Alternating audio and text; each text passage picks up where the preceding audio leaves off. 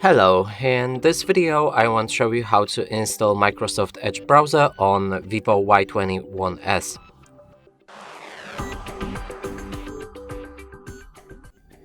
And to do this, first we'll need to open a Google Play Store. Now let's find Microsoft Edge.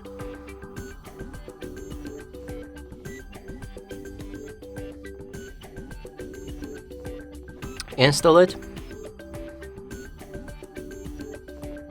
When it's ready, click on the open.